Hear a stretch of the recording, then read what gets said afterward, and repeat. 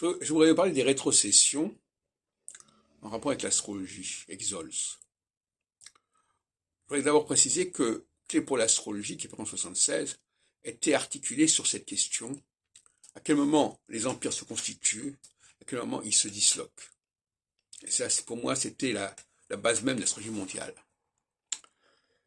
Alors, je reviens là-dessus en prenant 4 exemples qui se suivent de 15 ans en 15 ans. 47, 62, 77, 91.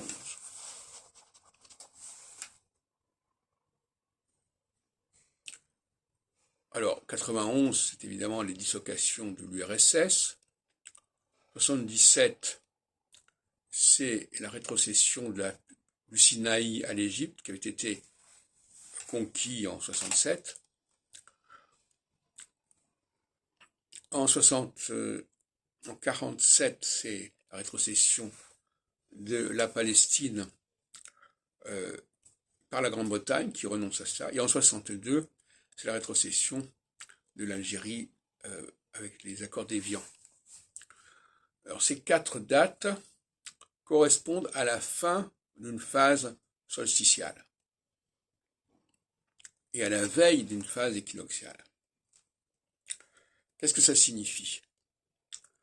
Ça signifie que toute la phase solsticiale visait à miner un empire, miner une conquête, et arriver à ce que cette conquête soit abandonnée. Et ce qui est intéressant, c'est ce qui se passe actuellement.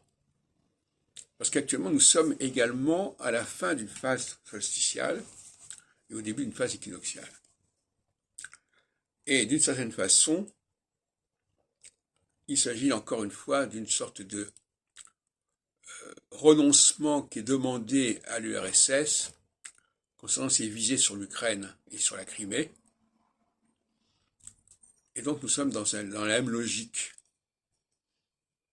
Le problème, c'est que à cette période de fin de solsticialité succède une équinoxialité. Et cette équinoxialité, elle va reprendre les choses à l'envers. De la même façon qu'à la fin de l'hiver, avec le solstice, on reprend les choses à l'envers. Solstice d'été, solstice d'hiver.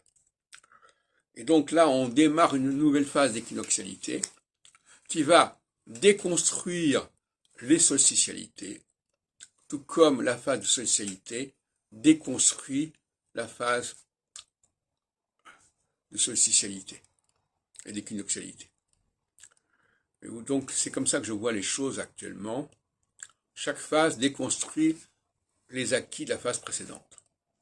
Et donc là, il faut s'attendre à une déconstruction de la solsticialité, c'est-à-dire déconstruction du démantèlement qui a été fait pendant la phase de solsticialité, démantèlement des empires, et donc reconstruction des empires, reformation des empires aux dépens des nations, tout comme la phase de solsticialité, c'était réémergence des nations aux dépens des empires.